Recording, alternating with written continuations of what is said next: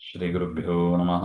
ನರಸಿಂಹೋऽಖಿಲಾಜ್ಞಾನಮತಧ್ವಾन्तದಿವಾಕರः जयत्यमितसज्ञानसुखशक्तिभयोनिधिः व्यासाय भवनाशाय श्रीशाय गुणराशये हृद्याय शुद्धविद्याय मध्वाय च नमो नमः. प्रथमो हनुमान् नाम द्वितीयो भीम एव च गुरुणप्रज्ञस्तृतीयस्तु भगवत्कार्यसाधकः आपादमौलिपर्यन्तं गुरूणामाकृतिं स्मरेत् तेन विघ्नाः प्रणश्यन्ति सिद्ध्यन्ति च मनोरथाः. श्रीगुरुभ्यो नमः. श्री लक्ष्मीपदे पदाम्भोजयुगं नत्वा गुरोरपि प्रमाणचन्द्रिकां कुर्मो बालानां हृदयसिद्धये. ಉಪಾಧಿ ಚತುರ್ವಿಧ ಹಾಗೆ ಅಂತ ಉಪಾಧಿ ಬಗ್ಗೆ ನಾವು ನೋಡ್ತಾ ಇದ್ದೇವೆ. ಅದು 4 ರೀತಿಯಾಗಿ ಇದೆ. ಅಂದ್ರೆ ಉಪಾಧಿ 4 ವಿಧ. ಉಪಾಧಿ ಅಂದ್ರೆ ಅರ್ಥ ಆಗಿದೆಯಾ? ಒಂದು ಸಾಧ್ಯ ಸಾಧಾರಣ ಅರ್ಥದಲ್ಲಿ ಒಂದು ಕಾರಣ ಅಥವಾ ಕಾಸ್ ಅಂತ ಅಂದ್ರೆ ಆಗುತ್ತೆ ಗುರುಗಳೇ. ಕರೆಕ್ಟ್, ಇಂಟರ್ಮೀಡಿಯೇಟ್ ಕಾಸ್ ಇದು ಅಂತ ಕರಿಬಹುದು. ಹಾ, ಸಾಧ್ಯ ಮತ್ತು ಹೇತುಗಳಿಗೆ ಡೈರೆಕ್ಟ್ ಸಂಬಂಧ ಇರೋದಿಲ್ಲ, ಇದು ಇಂಟರ್ಮೀಡಿಯೇಟ್ ಕಾಸ್ ಆಗಿ ಬರುತ್ತದೆ ಹಾಗೆ ಅಂತ. ಸರಿ. ಇದು ಇಂಟರ್ಮೀಡಿಯೇಟ್ ಕಾಸ್ ಆಗಿ ಬಂದ್ರೆ ಏನಾಗ್ಬಿಡುತ್ತದೆ? ಆ ಹೇತು ಸಾಧ್ಯಗಳ ಡೈರೆಕ್ಟ್ ರಿಲೇಶನ್ಶಿಪ್ ಇರೋದಿಲ್ಲ, ಅದರಿಂದ ಇದು ಸತ್ಪ್ರತಿಪಕ್ಷ ಅಥವಾ ವ್ಯಭಿಚಾರ ಇತ್ಯಾದಿಗಳನ್ನೆಲ್ಲ ಉಂಟು ಮಾಡುತ್ತದೆ ಅಂತ ದೋಷಗಳನ್ನ ನಾವು ನೋಡಿದ್ದೀವಿ. ಈ ಉಪಾಧಿ ಹೇಗೆ ಹುಟ್ಟುತ್ತದೆ ಹಾಗೆಂದ್ರೆ 4 ರೀತಿಯಾಗಿ ಪಾಸಿಬಿಲಿಟಿ ಇದೆ ಅಂತ ಹೇಳ್ತಾರೆ. ವ್ಯಾಪ್ತಿಯನ್ನು ಅನುಸರಿಸಿ ಅಂದ್ರೆ ನಾವು ಉಪಾಧಿ ಅಂದ್ರೆ ಏನ್ ನೋಡಿದೀವಿ? ಸಾಧ್ಯ ವ್ಯಾಪಕತ್ವೇ ಸತಿ ಸಾಧನ ಅವ್ಯಾಪಕತ್ವ. ಈ ಉಪಾಧಿ ಏನಾಗುತ್ತದೆ? ಸಾಧ್ಯದ ಜೊತೆಗೆ ಸಂಬಂಧ ಇರುತ್ತದೆ ಅದಕ್ಕೆ, ಆದ್ರೆ ಸಾಧನದ ಜೊತೆಗೆ ಅಂದ್ರೆ ಹೇತು ಜೊತೆಗೆ ಸಂಬಂಧ ಇರೋದಿಲ್ಲ. ಇದು ಉಪಾಧಿಯ ಲಕ್ಷಣ. ಈಗ ನೋಡಿ, ಇಲ್ಲಿ ಗೊತ್ತಾಗ್ತದೆ. ಕೇವಲ ಮೊದಲನೇದು ನೋಡಿ, ಕೇವಲ ಸಾಧ್ಯ ವ್ಯಾಪಕ, ಪಕ್ಷಧರ್ಮ ಅವಚ್ಛಿನ್ನ ಸಾಧ್ಯ ವ್ಯಾಪಕ, ಸಾಧನ ಧರ್ಮ ಅವಚ್ಛಿನ್ನ ಸಾಧ್ಯ ವ್ಯಾಪಕ, ಉದಾಸೀನ ಧರ್ಮ ಅವಚ್ಛಿನ್ನ ಸಾಧ್ಯ ವ್ಯಾಪಕ ಅಂತ 4 ರೀತಿಯಾಗಿ ಹೇಳ್ತಾರೆ. ನೋಡಿ, ಆದ್ಯೋ ಯಥ ಇದು ಸಾಮಾನ್ಯ ಪ್ರಸಿದ್ಧ ಉದಾಹರಣೆ. ಇದು ಕೇವಲ ಸಾಧ್ಯದ ಜೊತೆಗೆ ವ್ಯಾಪಕವಾಗಿರೋದು ಹಾಗೆ, ಅಂದರೆ ಸಾಧನದ ಜೊತೆಗೆ ವ್ಯಾಪಕವಾಗಿ ಇರೋದಿಲ್ಲ ಎಂಬ ಅದಕ್ಕೆ ಉದಾಹರಣೆ ಉಂಟು. ಪರ್ವತೋ ಧೂಮವಾನ್ ಅಗ್ನಿಮತ್ವಾತ್ ಇತ್ಯತ್ರ ಆರ್ದ್ರ ಇಂಧನ ಸಂಯೋಗ ಉಪಾಧಿ ಹಾಗೆ. ನೋಡಿ, ಸಾಮಾನ್ಯ ಪ್ರಸಿದ್ಧ ಅನುಮಾನ ನಾವೇನ್ ಹೇಳೋದು? ಪರ್ವತೋ ವನ್ನಿಮಾನ್ ಧೂಮಾತ್ ಅಂತ ಹೇಳ್ತಾ ಇದ್ದೀವಿ. ಪರ್ವತೋ ವನ್ನಿಮಾನ್ ಧೂಮಾತ್, ಪರ್ವತ ವನ್ನಿ ಉಳ್ಳದ್ದಾಗಿದೆ ಹೊಗೆ ಇರುವುದರಿಂದ. ಇಲ್ಲಿ ಸ್ವಲ್ಪ ರಿವರ್ಸ್ ಮಾಡಿದ್ರು. ಏನು? ಪರ್ವತೋ ಧೂಮವಾನ್, ಪರ್ವತ ಅದು ಧೂಮ ಉಳ್ಳದ್ದಾಗಿದೆ. ಯಾಕೆ? ಅಗ್ನಿಮತ್ವಾತ್ ಅಂದ್ರೆ ಇಲ್ಲಿ ಏನ್ ಬಂತು? ವ್ಯಾಪ್ತಿ. ಎಲ್ಲೆಲ್ಲಿ ಯತ್ರ ಯತ್ರ ಅಗ್ನಿಮತ್ವಂ ತತ್ರ ಧೂಮವತ್ವಂ ಅಂತ ವ್ಯಾಪ್ತಿ ಬಂತು. ಎಲ್ಲಿ ಅಗ್ನಿ ಇದೆಯೋ ಅಲ್ಲಿ ಧೂಮ ಇದೆ, ಸರಿನಾ? ಇಲ್ಲ.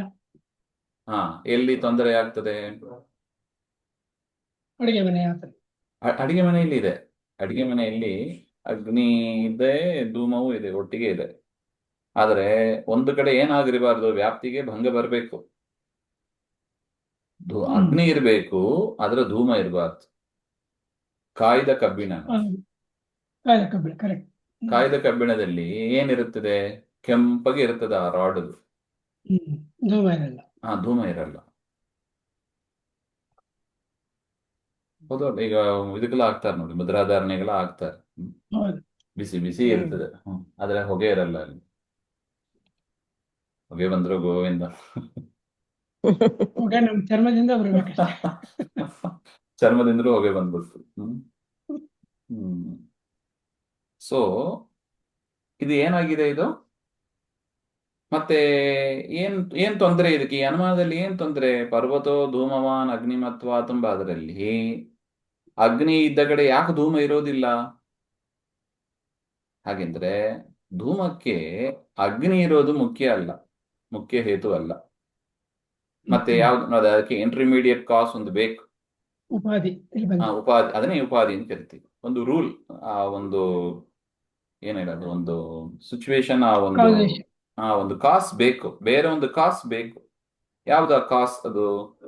ಹಾಗೆಂದ್ರೆ ಆರ್ದ್ರ ಇಂಧನ ಅಂದ್ರೆ ಒದ್ದೆಯಾದ ಕಟ್ಟಿಗೆ ಹಸಿಯಾಗಿರ್ತಕ್ಕಂಥ ಇರ್ಬೇಕು. ಒದ್ದೆಯಾದ ಹ್ಮ್. ಕಟ್ಟಿಗೆ ಇದ್ರೆ ಮಾತ್ರ ಅದ್ರ ಜೊತೆಗೆ ಅಗ್ನಿ ಸೇರಿದರೆ ಹೊಗೆ ಬರ್ತದೆ ಹೊರತು ಎಲ್ಲಿ ಆರ್ದ್ರತ್ವ ಇಲ್ಲ, ಆರ್ದ್ರ ಇಂಧನ ಇಲ್ಲ, ಅಲ್ಲಿ ಹಾ ಹೊಗೆ ಹೊಗೆ ಬರೋದಿಲ್ಲ. ಹೊಗೆ ಬರೋದಿಲ್ಲ. ಸೊ ಅದರಿಂದ ನೋಡಿ, ಪರ್ವತೋ ಧೂಮವಾನ್ ಅಗ್ನಿಮತ್ವಾದಿತ್ಯತ್ರ ಆರ್ದ್ರ ಇಂಧನ ಸಂಯೋಗ ಉಪಾಧಿ. ಸೊ ಅದರಿಂದ ಆ ಈ ನೋಡಿ, ಈ ಇದು ಸಾಧನ ಸಾಧ್ಯ ವ್ಯಾಪಕ ಅಂದ್ರೆ ಧೂಮಕ್ಕೂ ಆರ್ದ್ರ ಇಂಧನಕ್ಕೂ ಸಂಯೋಗ ಇದೆ. ಆರ್ದ್ರ ಇಂಧನ ಇದ್ರೆ ಮಾತ್ರ ಧೂಮ ಬರ್ತದೆ. ಧೂಮ ಸಾಧ್ಯ ಇಲ್ಲಿ ಈ ಅನುಮಾನದಲ್ಲಿ. ಧೂಮಕ್ಕೂ ಸಾಧ್ಯಕ್ಕೂ ಉಪಾಧಿಗೂ ಸಂಬಂಧ ಇರ್ತದೆ, ಅದಕ್ಕೆ ಸಾಧ್ಯ ವ್ಯಾಪಕ ಅಂತ ಹೇಳ್ತೀವಿ. ಆದ್ರೆ ಸಾಧನ ಅವ್ಯಾಪಕ.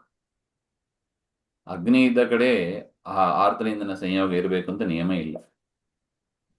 ಸಾಧನ ಅವ್ಯಾಪಕ. ಸೊ ಇದು ಉಪಾಧಿಯ ಲಕ್ಷಣ. ಇದು ಸ್ಪಷ್ಟ ಆಯ್ತಾ? ಇದು ಮೊದಲನೇ ಸರಿಯಾಗಿದೆ. ಅರ್ಥ ಆಯ್ತು. ಕ್ಯಾಟಗರಿ, ಕೇವಲ ಸಾಧ್ಯ ವ್ಯಾಪಕ ಹಾಗೆ ಅಂತ. ಇನ್ನು ದ್ವಿತೀಯೋ ಯಥಾ ಪಕ್ಷಧರ್ಮ ಅವಚ್ಛಿನ್ನ ಸಾಧ್ಯ ವ್ಯಾಪಕ. ಇಲ್ಲಿ ಇದು ಕೂಡ ನೋಡಿ, 4 ಕೇಸು ಕೂಡ ಏನು ಸಾಧ್ಯ ವ್ಯಾಪಕನೇ. ಈ ಉಪಾಧಿ ಅಂದ್ರೆ ಅದಷ್ಟೇ, ಸಾಧ್ಯದ ಜೊತೆಗೆ ವ್ಯಾಪಕವಾಗಿ ಸಾಧ್ಯದ ಜೊತೆಗೆ ಸಂಬಂಧ ಇರುತ್ತದೆ ಹೊರತು ಅದು ಸಾಧನ ಹೇತು ಸಾಧನಕ್ಕೆ ಜೊತೆಗೆ ಸಂಬಂಧ ಇಲ್ಲ. ಹೇತು ಜೊತೆಗೆ ಸಂಬಂಧ ಇರೋದಿಲ್ಲ. ಸಾಧನ ಅವ್ಯಾಪಕನೇ ಅದು. ಈಗ ಎರಡನೇದು ಪಕ್ಷಧರ್ಮ ಅವಚ್ಛಿನ್ನ ಸಾಧ್ಯ ವ್ಯಾಪಕ. ಪಕ್ಷಧರ್ಮ ಜೊತೆಗೆ ಸಂಬಂಧ ಇರುತ್ತದೆ, ಅಂದ್ರೆ ಪಕ್ಷಧರ್ಮವಾಗಿ ಇದ್ದು ಸಾಧ್ಯ ವ್ಯಾಪಕವಾಗಿರುತ್ತದೆ ಎಂಬ ಅದಕ್ಕೆ ಆ ರೀತಿಯಾದ ಒಂದು ಉಪಾಧಿಯು ಇರ್ಲಿಕ್ಕೆ ಸಾಧ್ಯ ಅಂತ. ಹೇಗೆ? ಉದಾಹರಣೆ ನೋಡಿ, ವಾಯು ಪ್ರತ್ಯಕ್ಷ ಅಂದ್ರೆ ಏನರ್ಥ? ಪಕ್ಷ ಯಾವುದು? ವಾಯು. ಸಾಧ್ಯ ಯಾವುದು? ಪ್ರತ್ಯಕ್ಷ. ಪ್ರತ್ಯಕ್ಷ.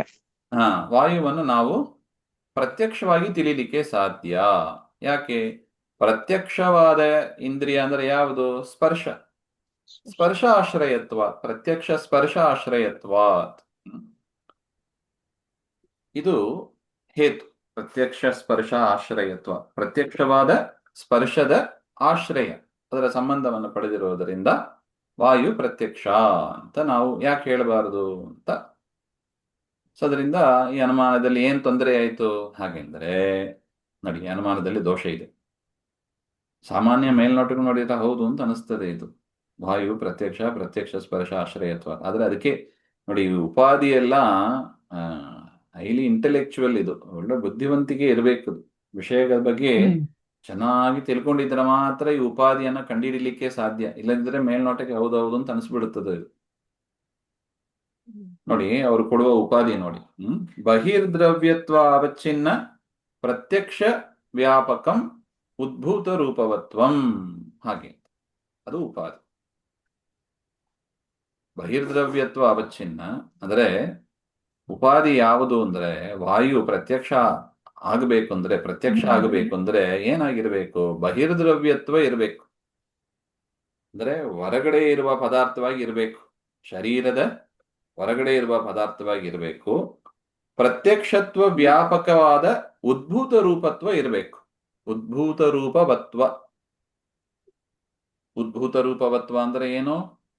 ಅದಕ್ಕೆ ಒಂದು ಕಲರು, ಒಂದು ಡೈಮೆನ್ಷನ್, ಒಂದು ಶೇಪು ಏನಾದ್ರು ಒಂದು ಇರಬೇಕು. ಒಂದು ಮೂವ್ಮೆಂಟ್ ಆದ್ರೆ ಇರ್ಬೇಕು. ಮೂವ್ಮೆಂಟು ಅಥವಾ ಉದ್ಭೂತ ರೂಪ ಅಂದ್ರೆ ಅದೇ ರೂಪ. ಅದಕ್ಕೆ there must be a colour. There must be a colour. Solid ಸ್ಟೇಟ್ಲಿ ಇರಬೇಕು. ಸಾಲಿಡ್ ಲಿಕ್ವಿಡ್ ಯಾವ್ದು ಬೇಕಾದ್ರೆ ಇರ್ಲಿ, ಸಮ್ ಫಾರ್ಮ್ ಇರ್ಬೇಕು. ಅದಕ್ಕೊಂದು ಕಲರ್ ಇರಬೇಕು, ಅದಕ್ಕೊಂದು ವೆಯ್ಟ್ ಇರಬೇಕು, ಶೇಪ್ ಇರಬೇಕು, ಆತರ ಏನೋ ಒಂದು ಇರಬೇಕು. ಅದನ್ನ ಉದ್ಭೂತ ರೂಪವತ್ವ ಅಂತ ಕರಿತೀವಿ. ಅದು ಇದ್ರೆ ಮಾತ್ರ ಪ್ರತ್ಯಕ್ಷಕ್ಕೆ ಸಂಬಂಧ ಬರ್ತದೆ ಹೊರತು ಪ್ರತ್ಯಕ್ಷ ಸ್ಪರ್ಶ ಆಶ್ರಯತ್ವ ಎಂಬುದು ಅದು ಸರಿ ಹೋಗಲ್ಲ. ಇದು ಒಟ್ಟು ಎರಡನೇ ಕ್ಯಾಟಗರಿ.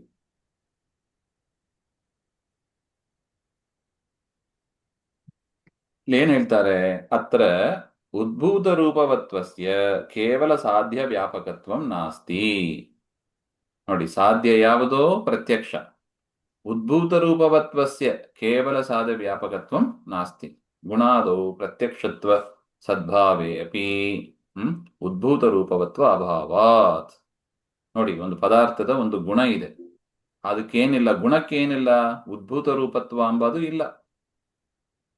ಗುಣ ಮೊದಲಾದವುಗಳಲ್ಲಿ ಅದು ಪ್ರತ್ಯಕ್ಷವಾಗಿದೆ. ನೋಡಿ, ಕೇವಲ ಸಾಧ್ಯ, ವ್ಯಾಪಕ. ಸಾಧ್ಯ ಅಂದ್ರೆ ಯಾವುದು? ಪ್ರತ್ಯಕ್ಷ. ಉದ್ಭೂತ ರೂಪ ಇದ್ದ ಕೂಡಲೇ ಅದು ಪ್ರತ್ಯಕ್ಷಕ್ಕೆ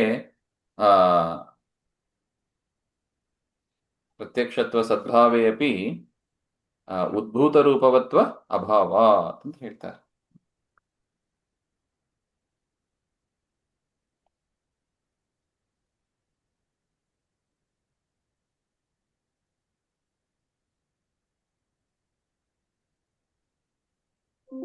ಅತಃ ದ್ರವ್ಯತ್ವ ಅವಚ್ಛಿನ್ನಂ ಇತ್ಯುಕ್ತಂ. ಅದರಿಂದ ದ್ರವ್ಯತ್ವ ಅವಚ್ಛಿನ್ನ, ಒಂದು ದ್ರವ್ಯದಿಂದ ಕೂಡಿದ್ದಾಗಿರ್ಬೇಕು, ಅದು ಗುಣ ಆಗಿರಬಾರ್ದು. ಹಾಗೆ ಅಂತ ಹೇಳ್ತಾರೆ. ದ್ರವ್ಯತ್ವ ಇದು ನೈಯಾಯಿಕರದ ಟರ್ಮ್. ಇದು ದ್ರವ್ಯ ಅಂದ್ರೆ ಏನು, ಗುಣ ಅಂದ್ರೆ ಏನು, ಹಾಗೆ ಅಂತ ಅವರೊಂದು ವಿಭಾಗ ಮಾಡಿ ಇಟ್ಕೊಂಡಿದ್ದಾರೆ. Fundamental principles. ಹೌದು, ಅದು ಕ್ಯಾಟಗರೈಸ್ ಮಾಡಿ ಇಟ್ಕೊಂಡಿದ್ದಾರೆ ಅದು. ಸೊ ಅದರ ಪ್ರಕಾರ ಗುಣಾದಿಗಳಲ್ಲಿ ಪ್ರತ್ಯಕ್ಷತ್ವ ಇದ್ರೂ ಕೂಡ ಅಲ್ಲೇನಿಲ್ಲ, ಉದ್ಭೂತ ರೂಪವತ್ವ ಇಲ್ಲ. ಅದರಿಂದ ದ್ರವ್ಯತ್ವ ಅವಚ್ಛಿನ್ನ ಎಂಬುದು ಕೂಡಿ ಇರಬೇಕು ಅಂತ ಹೇಳ್ತಾರೆ. ಅದೊಂದು ದ್ರವ್ಯವಾಗಿ ಇರಬೇಕು. ಅವ್ರು ದ್ರವ್ಯ ಅಂತ ಯಾವ್ದನ್ನ ಕ್ಯಾಟಗರೈಸ್ ಮಾಡಿದ್ದಾರೋ ಅದಿದ್ರೆ ಮಾತ್ರ ಇರಬೇಕು. ಆಗಿದ್ರೂ ಕೂಡ ಆತ್ಮ ಅವನೇನಾಗಿದ್ದಾನೆ, ಅವನು ಪ್ರತ್ಯಕ್ಷ ಗೋಚರ ಆಗಿದ್ದ, ನಮ್ಮ ಅನುಭವಕ್ಕೆ ಗೊತ್ತಾಗ್ತದೆ ನೋಡಿ. ನೈಯಾಯಿಕರ ಪ್ರಕಾರ ಆತ್ಮ ಅಂದ್ರೆ ಜೀವ ಅಂತ ಅರ್ಥ. ಮನಸ್ಸು ಅಂತನೂ ಅರ್ಥ. ಮನಸ್ಸು ಅಂತ ಇಟ್ಟುಕೊಳ್ಳೋಣ. ಮನಸ್ಸು ಎಂಬುದು ಒಳಗೆ ಇದೆ, ಅದು ಹೊರಗೆ ಇಲ್ಲ. ಅದರಿಂದ ಬಹಿರ್ದ್ರವ್ಯತ್ವ ಅವಚ್ಛಿನ್ನ ಇತ್ಯುಕ್ತ. ದ್ರವ್ಯತ್ವ ಇದ್ರೆ ಮಾತ್ರ ಸಾಲದು, ಅದೇನಾಗಿರ್ಬೇಕು? ಬಹಿರ್ದ್ರವ್ಯತ್ವ. ಆತ್ಮ ಒಳಗಿದ್ದಾನೆ ಅವನು, ಆದ್ರೆ ಅವನು ಕೂಡ ಏನಾಗಿದ್ದಾನೆ? ದ್ರವ್ಯ ಆಗಿದ್ದಾನೆ. ಅವನು ಕೂಡ ಪ್ರತ್ಯಕ್ಷ ಗೋಚರ ಆಗಿದ್ದಾನೆ. ಸೊ ಅದರಿಂದ ಅದನ್ನ ಇಲ್ಲಿ ಹೇಳಿಕ್ ಬರೋದಿಲ್ಲ. ಸೊ ಅದರಿಂದ ದಲಕೃತ್ಯ ಮಾಡ್ತಾ ಇದ್ದಾರೆ. ಬಹಿರ್ದ್ರವ್ಯತ್ವ ಅವಚ್ಛಿನ್ನ, ಪ್ರತ್ಯಕ್ಷ ರೂಪತ್ವ ವ್ಯಾಪಕಂ ಉದ್ಭೂತ ರೂಪವತ್ವಂ ಬಾದು ಉಪಾಧಿ. ಅದೇ ಉಪಾಧಿ. ಸೊ ಅದರಿಂದ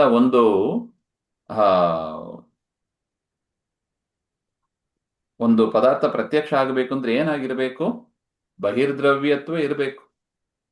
ಅದು ಹೊರಗಿನ ಪದಾರ್ಥವಾಗಿ ಇರಬೇಕು. ಪ್ರತ್ಯಕ್ಷತ್ವೇ ಕಾರಣವಾದ ಉದ್ಭೂತ ರೂಪವತ್ವ ಇರಬೇಕು. ದೊಡ್ಡದಾದ ಒಂದು ಶೇಪ್, ಡೈಮೆನ್ಷನ್ ಏನಾದ್ರು ಇರಬೇಕು,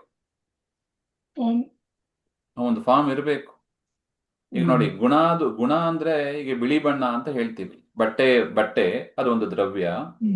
ಬಟ್ಟೆಯ ಗುಣ ಅಂದ್ರೆ ಯಾವುದು? ಬಿಳಿ ಬಣ್ಣ. ಆದರೆ ಬಿಳಿ ಬಣ್ಣ ನಮಗೆ ಪ್ರತ್ಯಕ್ಷವಾಗಿ ಕಾಣುತ್ತದೆ. ಅದು ಬಿಳಿಯಾಗಿರೋದು ನಮಗೆ ಪ್ರತ್ಯಕ್ಷದಿಂದಲೇ ನಾವು ತಿಳಿತೀವಿ ಬಿಳಿಯಾಗಿದೆ ಹಾಗೆ ಅಂತ.